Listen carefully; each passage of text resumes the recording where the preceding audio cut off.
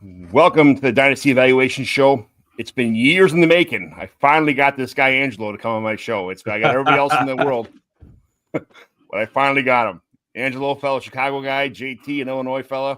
This is a show we've been looking for. I've been looking forward to for a long time. I've had his co-host, Matt Waldman, on here before, but I've never had the man, the myth, the legend himself, Angelo. So tonight we're going to talk about Jayden HIggins, 6'4", 215-pound wide receiver from Iowa State. Let's get this show on the road.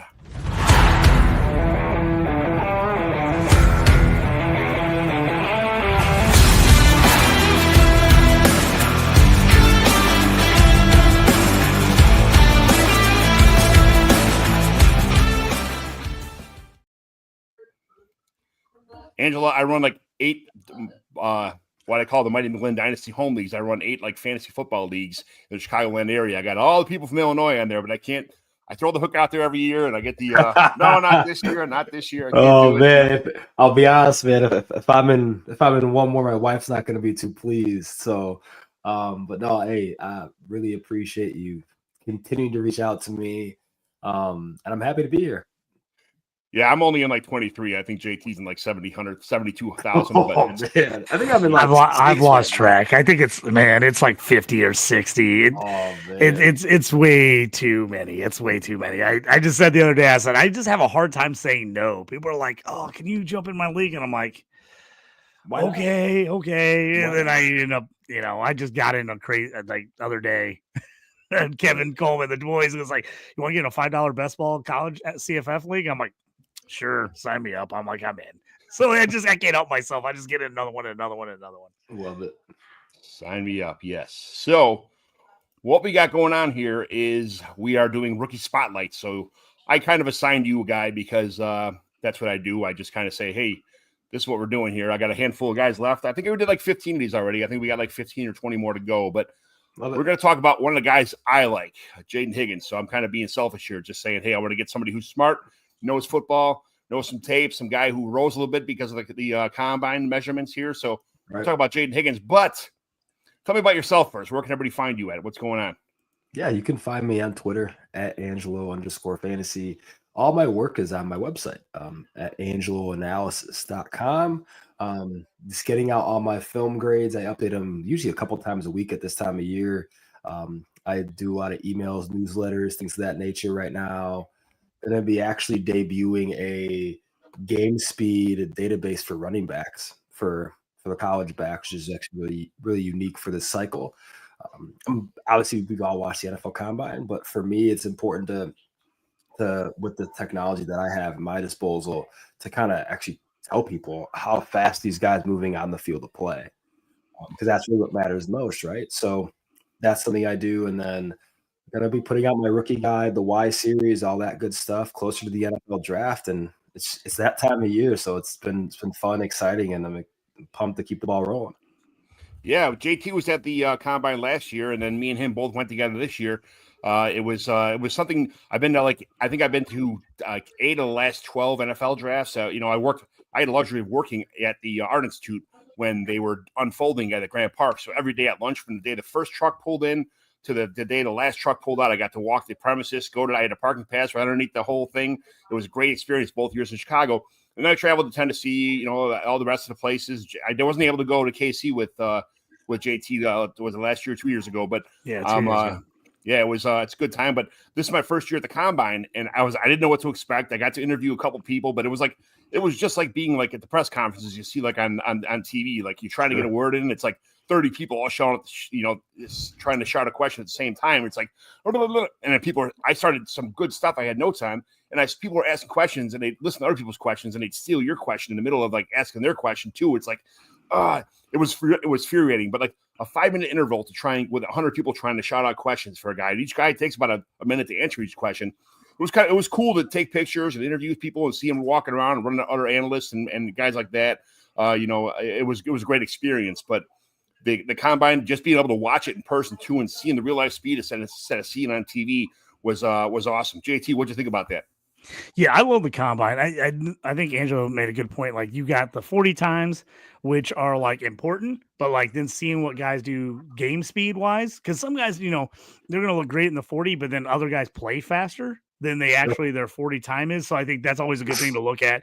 And I really love like the gauntlet drill and some of those things because I can see a guy like, okay, can he run full speed running sideways, across the field and catch the ball in stride and do all that. So I think there's a lot of things, you can watch it on TV, which is great, but I also like seeing it in person. Sometimes I just feel like I get a little bit of different feel for players when I see it in person as opposed to online. And like I said this a couple times, this year it was awesome seeing these guys, but it's like last year, like when I went to the combine and I saw JJ McCarthy live and I saw Brian Thomas, I was like, oh, those guys are guys. Like I had questions going in, and then I watched them both there, and I was like, okay, I'm in on both these guys. These guys are legit good. JJ McCarthy, when he was up against everybody else, I was like, people question whether this guy's a first round pick. I'm like, he looks awesome compared to like Penix. I thought he looked way better than Penix, and I looked way better than Bo Nix. So I always think like sometimes you can see some stuff just the way the ball comes out of a guy's hand, releases it. Same thing with wide receivers. I mean, obviously the 40 times are where everybody really looks at, which is awesome.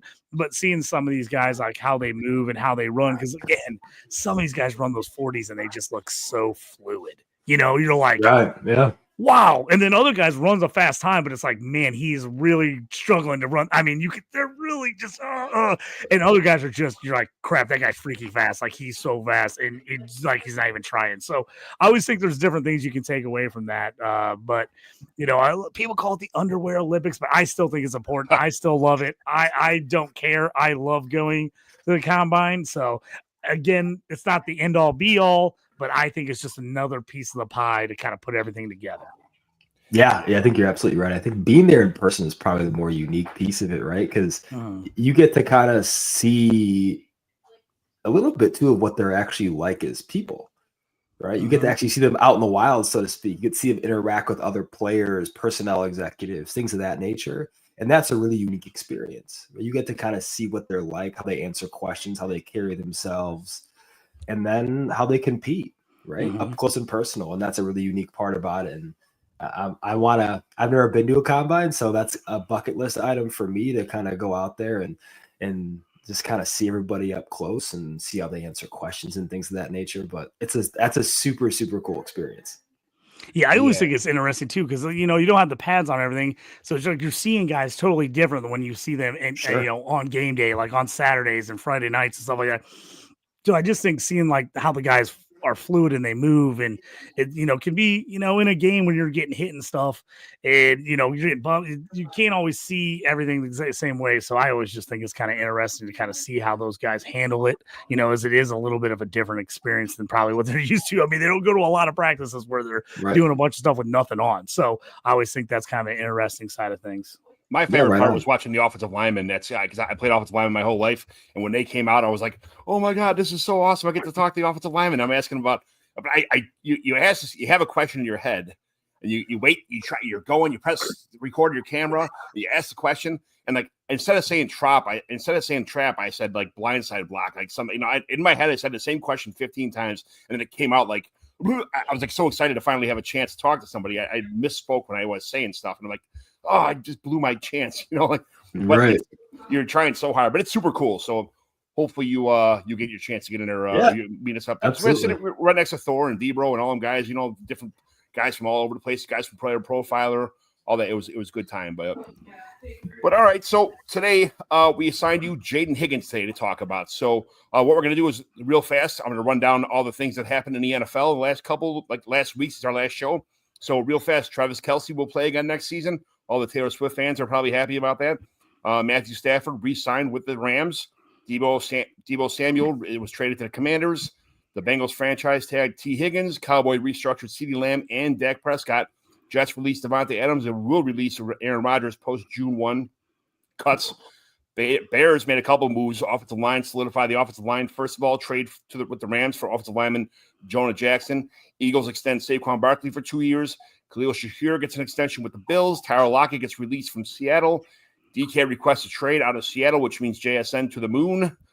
Chiefs trade offensive lineman Joe Thuney to the Bears. Browns restructured Deshaun Watson deal because they have to. Rams signed small Tutu Atwell to $10 million deal, making him a crazy expensive small wide receiver. Jaguars traded Christian Kirk to Houston, which that's probably a pretty good move for the fantasy football world. And the Jaguars surprisingly released Evan Ingram today, which that was kind of a stunner. What, any of those moves right there, Angelo, any of those moves right there kind of throw you off guard or what? I think the DK Metcalf trade is going to be interesting to see where he lands, because I think reportedly the Seahawks want like a first and a third. And DK Metcalf's approaching 30 quickly. And I don't think for me, when I watch DK, he's added that other layer to his game that kind of commands that type of wide receiver one attention, so to speak. And so that'll be really interesting to see how the league values him. I think teams like the Chargers and the Raiders will be obviously in play, because he'd be a secondary target in both offenses, in my opinion, and that could be a better fit for them. But yeah, I think it's really interesting to see that piece of it. And obviously the Bears going to get Joe Thuney. I think that's huge. Joe Thuney is obviously he's all pro, right? I mean, this is one of the better guards in professional football. And then when we talk about what the Bears are going to do with pick 10 now, it gets a little more interesting. All my Bears friends are like, does this mean GT at 10? They're like, they're all going crazy because they're like, oh, we might not have to draft O-line if we're signing and trading all these O-linemen. So it's definitely, it's got the juices flowing with the Bears fans for sure at number 10 now. All my friends are, blowing up every signing. They're like, oh man, are we gonna go for GT at 10? I was like, I don't know, it'd be interesting, but the draft leading up to the draft is fun. The draft's awesome. So sure. It does definitely make it interesting for the Bears to see what they maybe are going to do here. And also, the Jags, I think that the move for Kirk, I think is nice. If you got Kirk on a bunch of dynasty teams, I think obviously going to Houston is a good spot for him. Really going to be interesting now what the Jags do, because now they need wide receivers now. They got Brian Thomas, and that's you got Gabe Davis, Brian Thomas. It's not. You're not. Gabe Davis. I don't want to even get into Gabe Davis, but Brian Thomas, and then you got Brenton Strange. So I mean, do they? I mean, everybody thinks Travis Hunter is going high, but as Travis Hunter gets to 5, I mean, do they take him and let him play offensive defense? I think they absolutely do. I don't think there's any way he gets past 5. No, but if he doesn't, then I mean, I think there's no way he gets past 4. Yeah, I think I would be surprised if the Pats didn't take him if he got to them. Just hearing Vrabel talk about him at the combine, I was like, there's no chance he gets past 4. Right. I think something that might happen is he might not get past 3, because I think the Giants might trade up to 1 to leapfrog the Browns to get Ward. And then the Browns are in a tough spot, right? You take Shedeur at 2. Do you move back? So it's going to be a really interesting draft, because there's not a clear cut number 1 in this class like there was last year, right? With Caleb Williams, their consensus had Williams at number 1, and so did I and a lot of people. But now it's like, what's going to happen? There's like 3-4 guys that could literally go number 1 overall. Well, and I also think it's interesting because how deep this class is at certain positions. Right. It's going to be interesting to see if teams try to take that number 1 guy in their position group, or they say, oh, this is a deep enough position.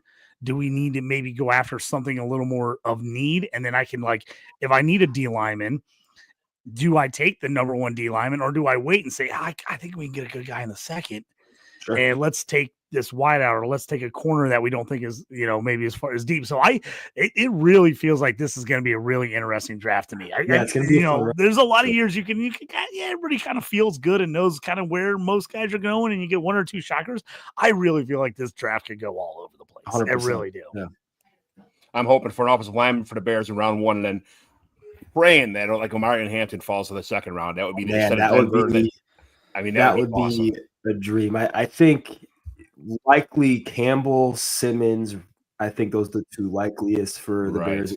And then I love Ashton Genty, so I mean I wouldn't bat an eye at that. And then second round, I think it's going to be interesting. So I think with the Drew Dahlman, if they get him, that's going to signal that they're going to run a lot of outside zone. Yeah.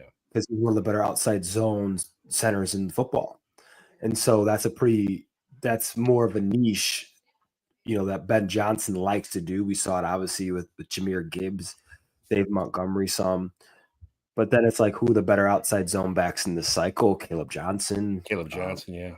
Bishol Tootin out of Virginia Tech. So it's going to be interesting to see what Ben Johnson does and how they want to complement, DeAndre Swift too, because he's on the roster right now. So I wonder what they're going to do with him and where he's going to sit in the pecking order when it's all said and done.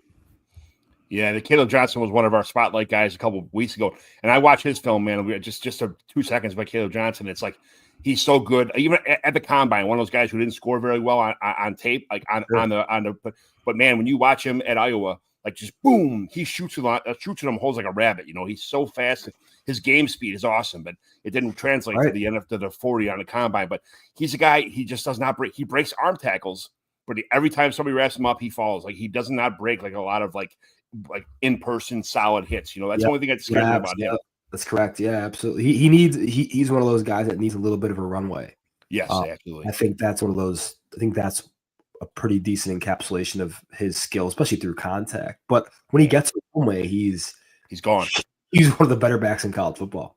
Yeah, Adam, newest to Fantasy and Frames, Adam Weingartner. Hey guys, seems like it's going to be a really awesome show tonight. Can't wait to watch along. Well, we'll be here. We'll try not to keep this guy all night long, but we're already kind of we do what we do. We get off track and start talking about everything else. That's okay. I love it. It makes it fun for sure. Yeah. So back to the Jayden HIggins right here. Okay, he's one of my guys because of his 40 time, because of he was already kind of iffy in the same tier as some other better receivers. What's good on paper, film, test scores, all the stuff like that? Tell me all the positives that you know about Jayden HIggins right now from all the research you've done so far. Yeah, I think the first thing that pops out on tape is he has great tempo, fluidity, and his ability just to have a broad toolbox to line of scrimmage. For a bigger receiver, that's kind of what you want, right? You want that wide array of a skill set at the line of scrimmage. And he has that. Great tempo and releases. And at the stem, very fluid. He can work downhill the ball pretty effortlessly. Strong-handed receiver. And the one thing that I tweeted about earlier today was he draws a lot of flags. And that's something that's really important for a vertical X receiver to draw a lot of flags, keep defensive backs honest, and also too in the low red zone. That's a big part of his game too. You kind of see on fades and slants, just making defenders get a little more handsy than they'd want to, just because he's quicker than you think and he plays with good fluidity and pace. Like he really can surprise and disrupt defensive backs and get them out of phase. And that's something I love about him and his game. Easy inner athlete. I mean, he's one of those guys that has that fluidity, not just boots on the ground, but in the air.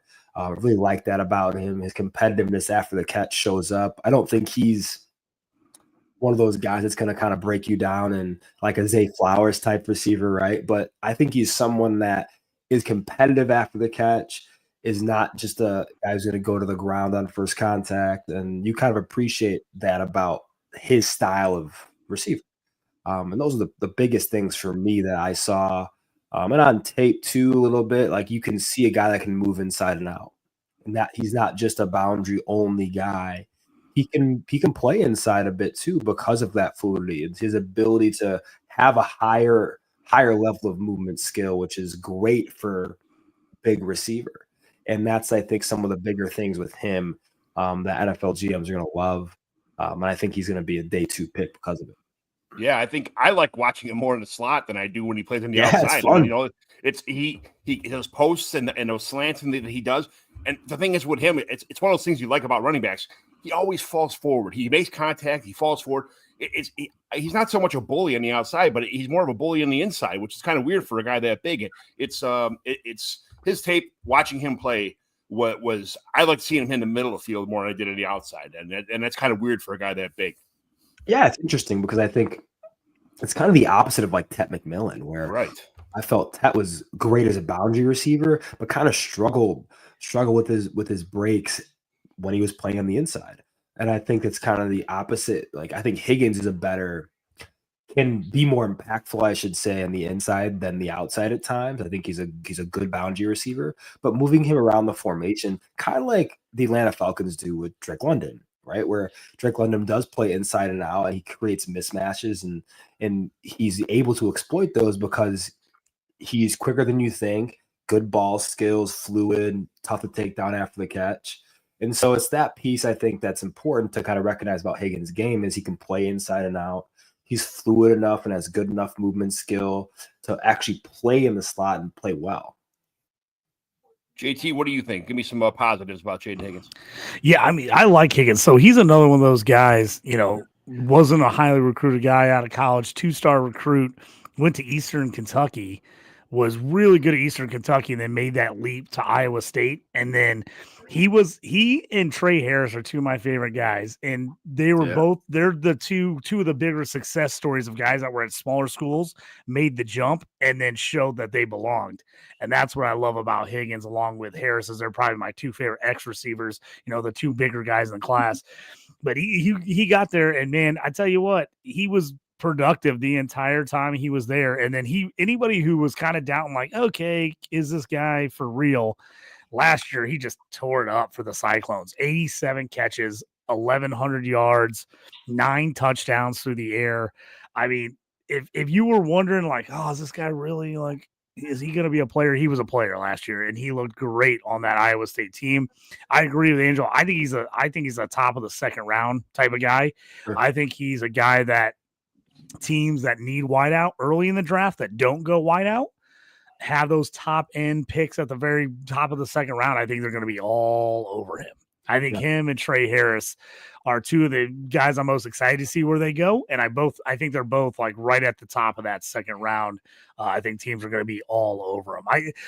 He's your typical X with the size, that 6'4", the 200 pounds, but you guys said he doesn't have to play there. He can be moved around. He can do some different things.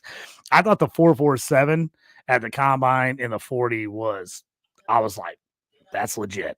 I expected Trey to run in the low 4.5s, excuse me, which he did. And a lot of people weren't happy about it. Ran 4.54, but I kind of thought, I was like, he could be in that range. And then when he ran at 4.47, I was like, ooh, I really like that. I mean, you're seeing a guy that, plays fast on tape, but then you can see it there as well. And just, really good sizes. We've seen, it's so funny. We've seen so much of the league go with these smaller wideouts of late. Everybody's got the smaller slot guys, and those have kind of been the guys we've been seeing in the league the last couple of years have kind of been popping. And now all of a sudden in this draft class, you got Ted McMillan, you got Trey Harris, you got Jayden Higgins. I mean, all of a sudden we've got some size. We got some big guys out there. I love it. I love to see it.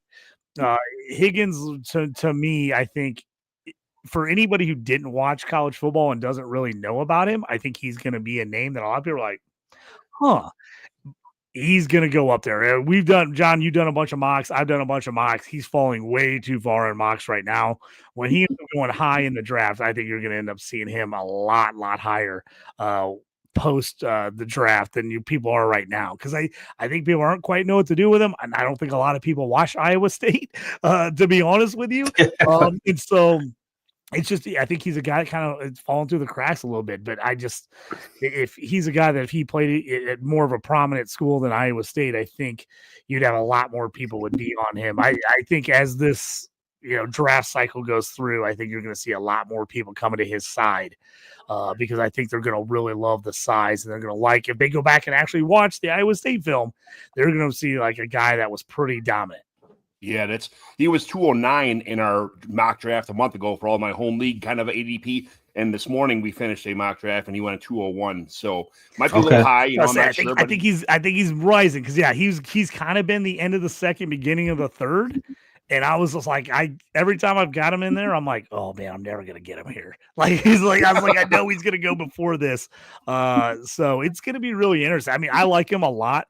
Right now, I have him slotted as my wide receiver 6 in this class. Sure. I'm probably a little higher on him than some other people. I just really like what he can do, and I think he could fit on a lot of different teams.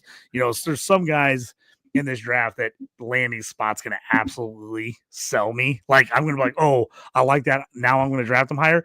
Higgins is a guy I think I'm going to like no matter what, to be honest with you. Wherever he lands, I think I'm going to like him because I think he's a guy that can move around, can do versatile things, and he can go up and get the ball. You know, he's not, I don't think he's going to get stuck where like he's got it. One of those guys you're like, oh man, he's got to be on a team with a good quarterback or he's screwed. I think he can play even with bad QB plays. So I'm excited for him. He's a guy, like I said, moving up my list. I know people will kind of trash this wide receiver group because there's, people are like, oh, are they really that good? I really like the top end guys in this class. Maybe I'm just insane because I watched a ton of these guys play in college and I loved them in college, but I really, really like the top 6 or 7 guys in this class. Yeah. Yeah, it's definitely top heavy. When Chris Godwin goes to Jacksonville and follows his offensive coordinator, and then Luther Burden signs in Tampa, it's going to be Luther Burden season number 1. That's my prediction right there. Oh, I'm not going to get on Luther. You know me. I love Luther. I'm a Mizzou guy. I can't. Every time I get on Twitter, somebody's like, I get in an argument with somebody about Luther. They're like, I'm like, it's probably my Mizzou bias coming through. I know, but he's my wide receiver 1, and I don't care. Him or Emeka, whoever go. I mean, either one of those guys ends up in Tampa Bay. If Chris Godwin leaves, either one of those guys that ends up in Tampa Bay will probably be the number 1 receiver in his class. But Brandon Helm is knockoff Nico a bad nickname? No, not at all. It's there's everybody's got their nicknames. It's not bad at all.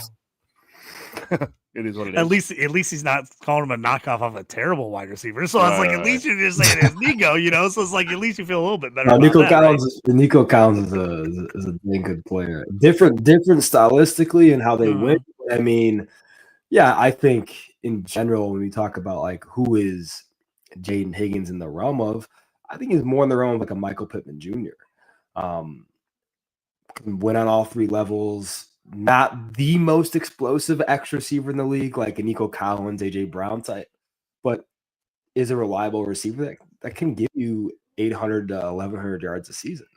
I think that's going to be kind of who he is. But he's a talented kid. I mean, if he goes, I would love if he went to my biggest landing spot for him would be the Cowboys. They need it. They need an X, and they need someone to complement CeeDee Lamb. And I think he'd do so perfectly. Man, he would be great there. I like that call. Michael Pittman I was trying to think of like what would be my closest comp to him. I like that. I think that's a really good comp, Michael Pittman. He looks like that type of guy to me. I like that, and like I said, the landing side of Dallas that Dallas could get him in the second round would be pretty huge. Yeah, it'd be huge. So. Landing spot not dependent now with all the information we have right now. We got to talk a little bit negatives, okay? We can't. All of us love these guys. We love everything about them, but let's get serious. They all have their flaws. So on tape, on paper, on film, test scores, analytics, all this stuff. Let me hear the bad stuff. What did you find out in your research that kind of like, I'd rather have this guy, or I'd rather move him here, right? He'd only fit with a couple teams. Kind of tell me all the undesirable things, I guess. Sure. I'll be honest, from like a film standpoint, he's a fairly clean prospect as an outside receiver. There's not a lot of things he does, I would say, below average or just poor. The only thing that I really marked for Higgins is he has trouble when he's extending vertically for deep balls, essentially. Or if a pass is over his head, he has a hard time coming down with it when there's contact. That's really it. I mean, the away from frame stuff when it's across the field is really good.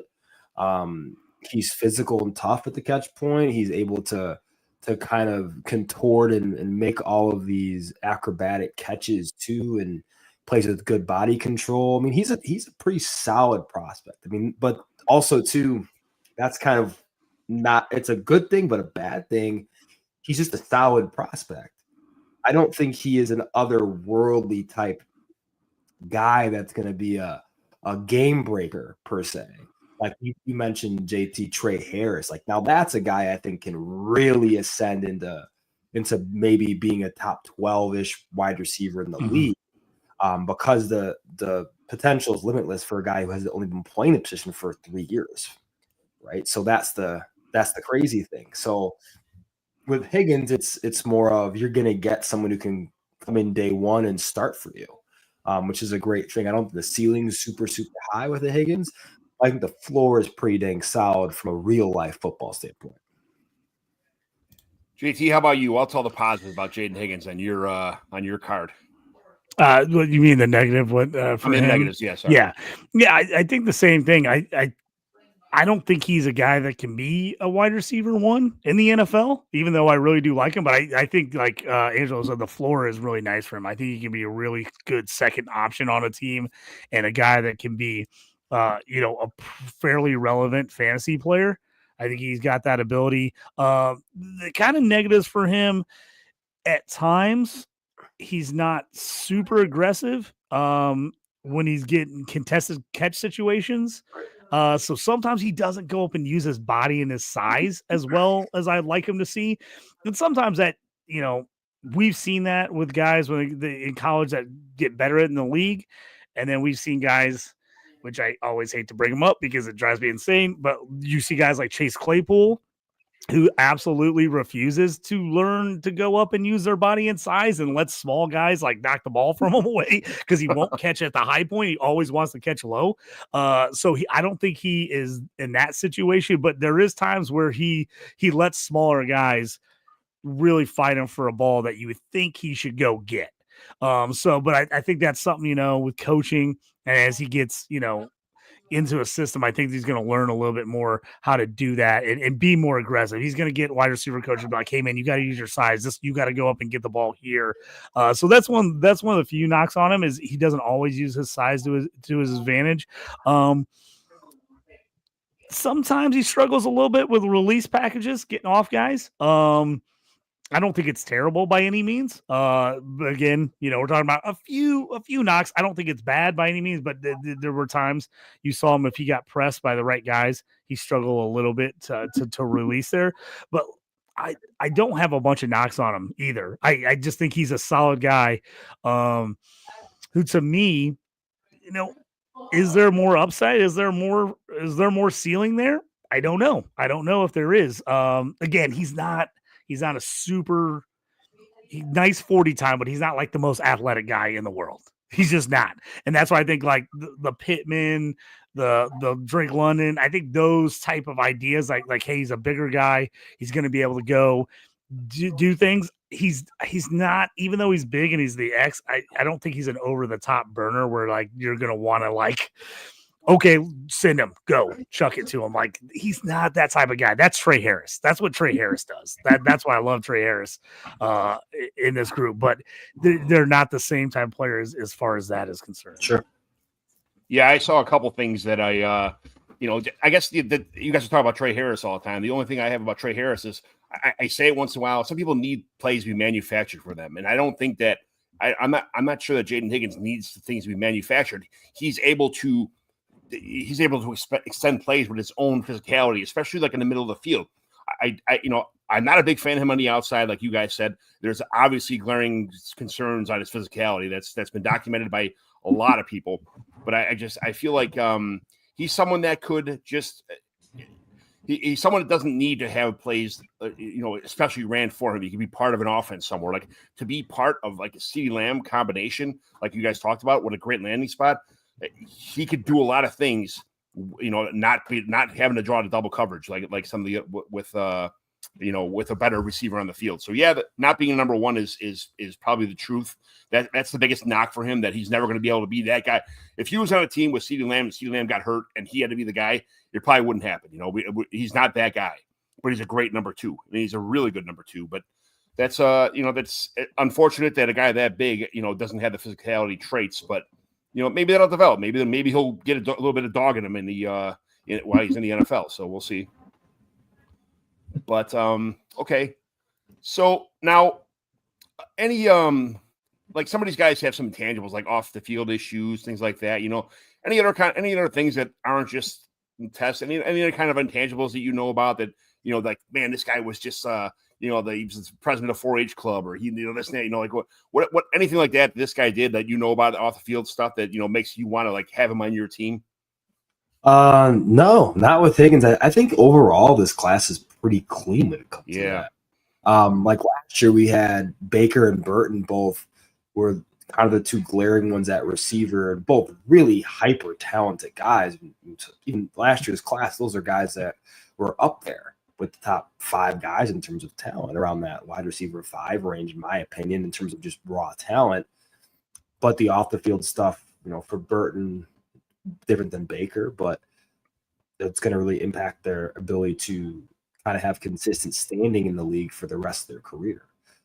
With this class, I don't really see that as much. I think a lot of guys, kind of outside of like Kyron Lacy, that's really the only one off the top of my head that's pretty egregious in a sense. Yeah, that's some of these guys. It's nice not to have like a lot of off the field intangible. It's been nice talking about this class all year long. There's been a lot of just positive stuff about a lot of these players. Sure. And you don't want to, like you said, it's kind of a clean class.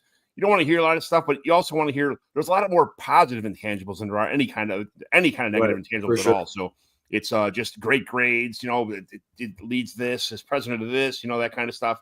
It's been nice to have all that kind of stuff. So that being off the side, what is where do you? I think we kind of talked a little bit before, but NFL draft range. JT, I'll start with you. What is NFL draft? Where is he going? Like, we'll combine all 3 of these questions together. NFL draft range projected, and what team do you think he's going to go to? We'll just stick with those 2 questions.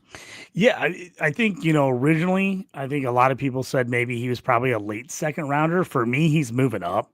I definitely think he could go in that early second round. I'm telling you, I could see like a team like the Titans or the Steelers or the Browns, like some of these teams that they don't end up going wide receiver in the first round. I think there's going to be people who are all over them at the top of the second round. And I think the 2 guys I think that teams are going to be fighting for, I could see teams actually trying to make trades. I really think Trey Harris is my first guy, and I think Higgins is the next guy that teams are going to want to try to go get in that second round. Because I think once you get past the top 5 or 6, 7 guys, I like those guys a ton. There's a ton of guys I like after that, but I think they're much more like 4th, 5th round, 6th round guys that I like. They're going to have to end up being in the right situation where they're going to be able to get some playing time and do some stuff like that. But I think that those top end guys, I think he ends up moving up. I really do. Cause I think there's going to be some people that see a pretty big gap after him on who they like. And I think he could go in that range. So I really think he's going to end up being in the top half of that second round. And again, like I could see a team like the Steelers, if they do not go wide receiver in the first round, I think they do. And selfishly, I want them to go Burton. But if they went like Emeka Egbuka or one of the other guys, I've seen Matthew Golden, mock to them quite a few times.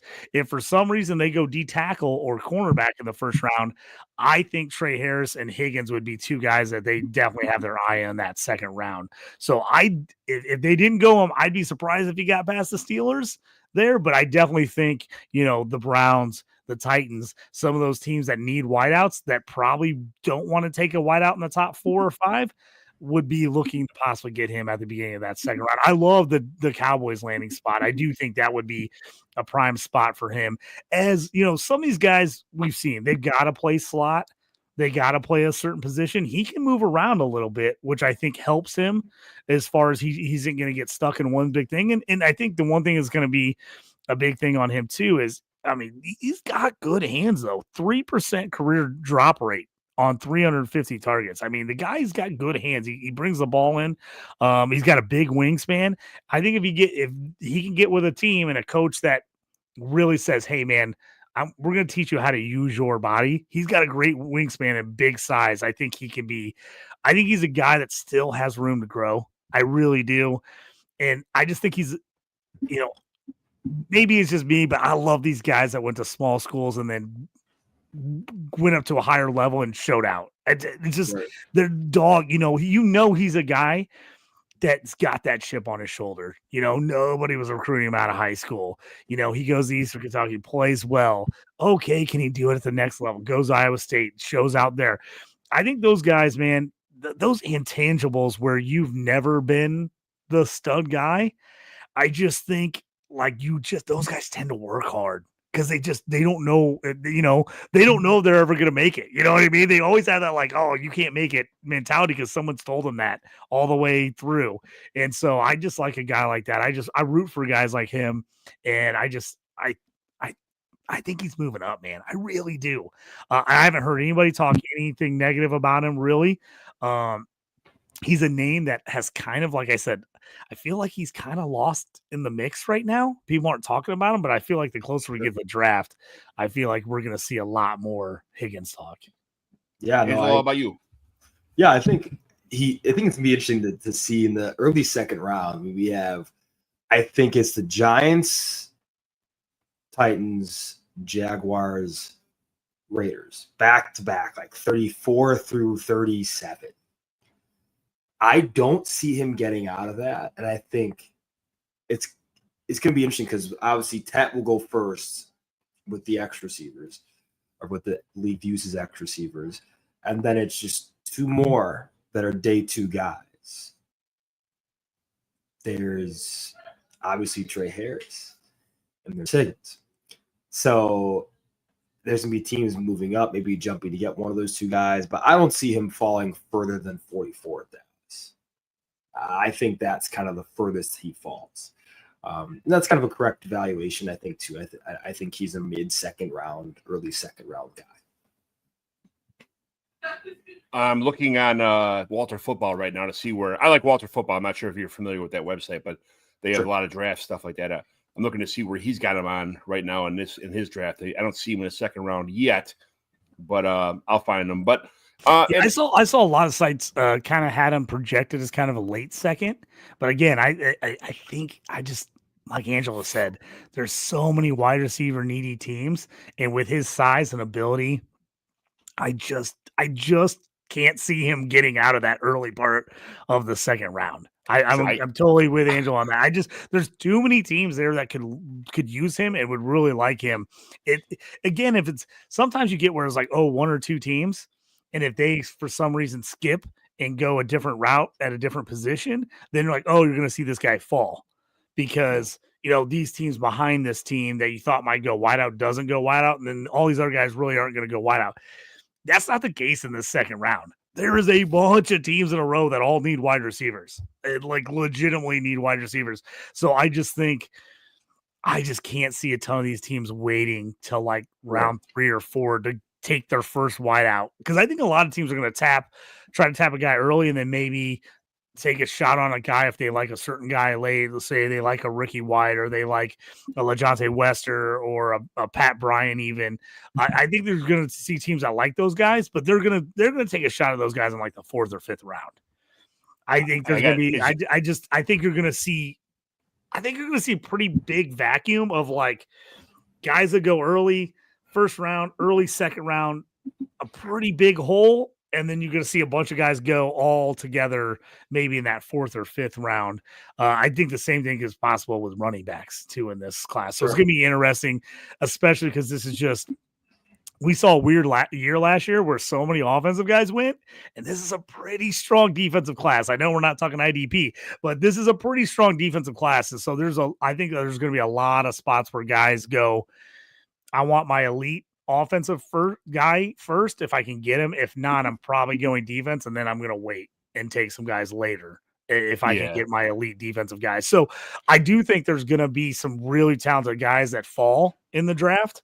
I just because of that, offensive guys, I should say, that are going to fall in the draft because I think a lot of people are going to load up and take some of these defense guys, but I tell you what, there's some guys I'm going to be excited about it. I know, John, we always talk about this. There's going to be some guys that go in the 4th, 5th round, and I'm going to be pretty stoked to take in my fantasy drafts because I just like them. I think they got a shot to be good, and that's not going to scare me off. Especially, it's different if they're way down as far as offensive guys, but they're falling in the draft because everyone's going defense. I don't feel so bad about it. They got Jacksonville Jaguars taking Jayden Higgins in the 3rd round at pick 70. So that's which I was looking. I saw Savion Williams go at the end of the second. I'm like, there's no way Savion Williams is going before. If he goes before Higgins, somebody is setting themselves up to get fired. I'm just saying that right now. Yes, absolutely. An athlete that benches 400 pounds that can't do anything, or an actual wide receiver. Yeah, 100%.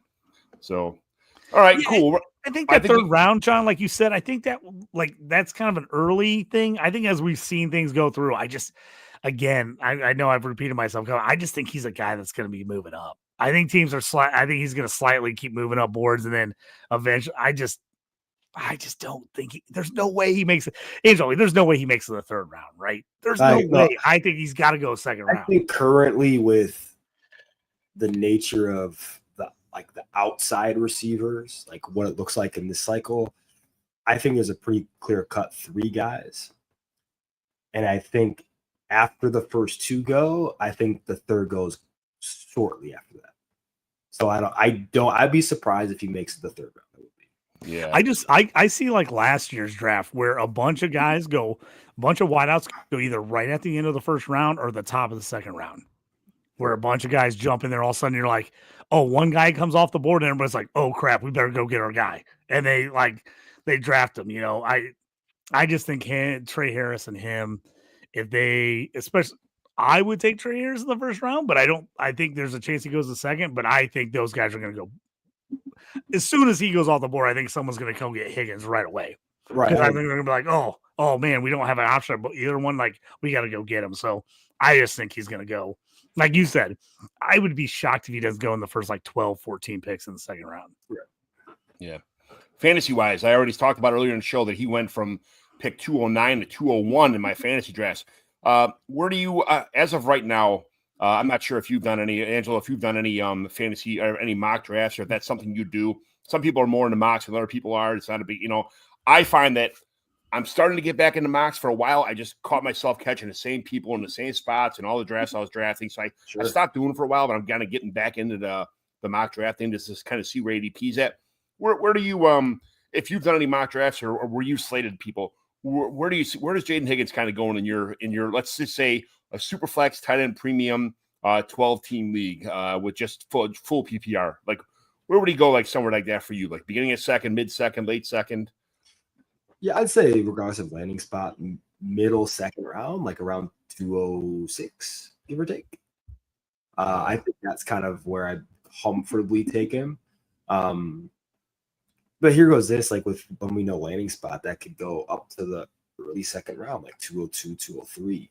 In tight end premium, it's tough because obviously Ward and Loveland are your two stud tight ends in this class, and then at quarterback, it could change a lot, right? If Jackson Dart gets early first round capital, and teams when he does, teams are throwing that at him. Yeah, I mean that's 3 quarterbacks you're taking in the first round of a super flex draft.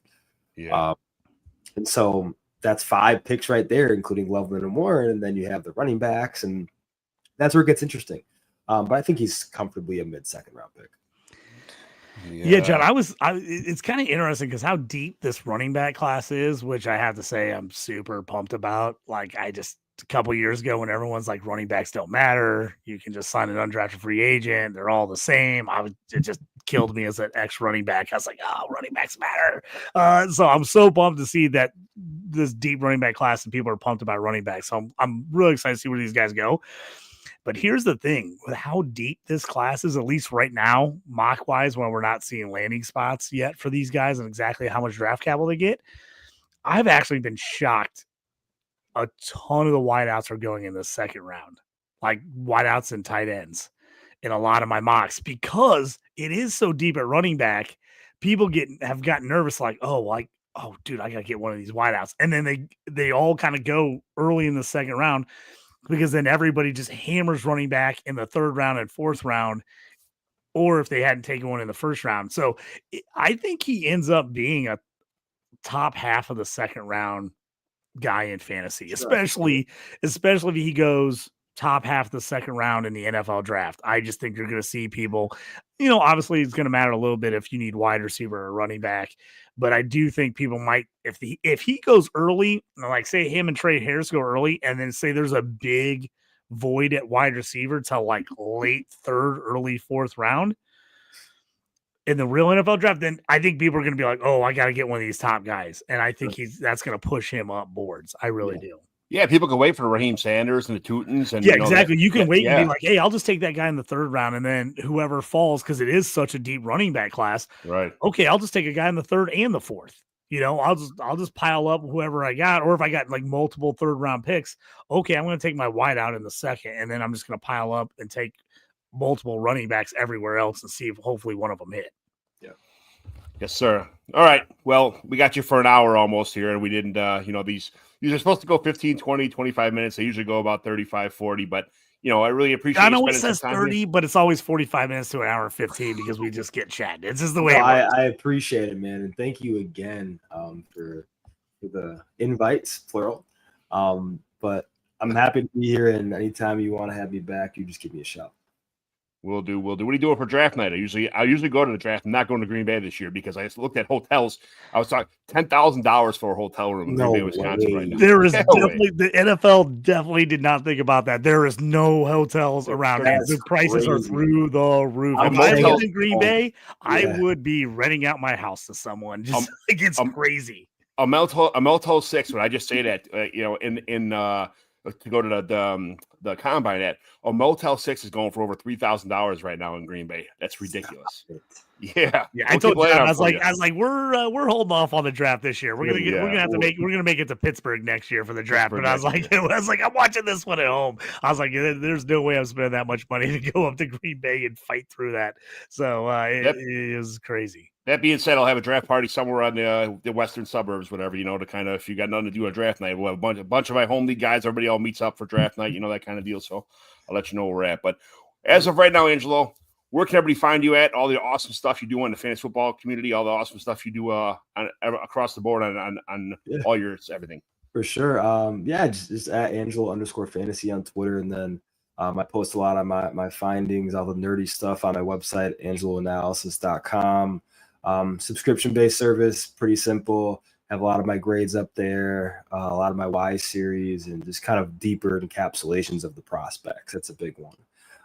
Right now, just getting through and fleshing out the film grades for these guys. I'm about 60 deep, so pretty close to being almost done. And then after the draft, some of those players that we were kind of surprised got drafted, I'll go back, watch those guys too, and grade them. And then my rookie guide usually comes out about a week and a half, 2 weeks after the NFL draft, once all the rookie drafts start kicking off. And then, just all fun from there. Fantastic. JT, where can everybody find you at?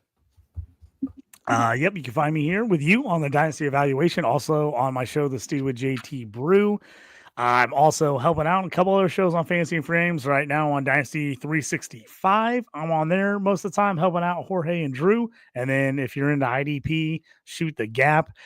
We've missed a couple shows here lately, so I think we got a double header set up for tomorrow night, a random Friday show that we don't usually do. So I think we got a couple IDP shows coming up. So if you're into that, check us out tomorrow night on Dynasty on Fantasy and Frames for the Shoot the Gap podcast. And then if you're a Dynasty League football member, DLF, I've got all kinds of rookie profiles on there, analysis.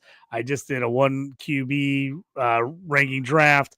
I've got my combine offense and defense from the combine scouting review. I've got all that coming out here this weekend. So I'll be turning those articles in. So if you're over there, go ahead and check that out as well.